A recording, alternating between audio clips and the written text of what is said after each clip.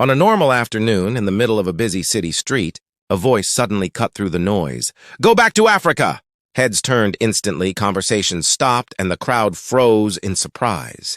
A young black man, dressed neatly and walking with quiet confidence, stopped in his tracks. Slowly he turned around, his calm expression contrasting sharply with the tension in the air. The woman who had shouted stood with her arms crossed, eyes sharp, expecting to provoke him. Some bystanders braced for an angry argument. Others pulled out their phones, sensing a scene about to unfold. But instead of shouting, the man smiled gently. "I could go back to Africa," he began in a steady voice. "But then I'd be leaving behind the country my ancestors helped build." He went on to speak about the generations before him.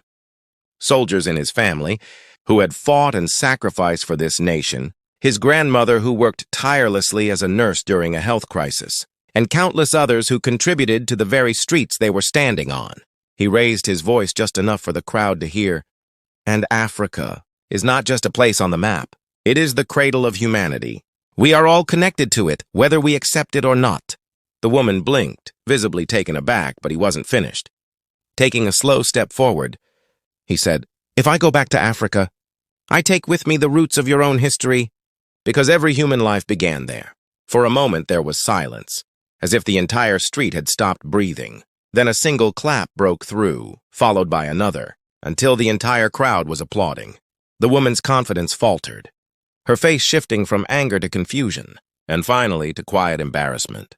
The man gave a polite nod and turned to walk away, but then he paused, looked over his shoulder, and delivered the final twist.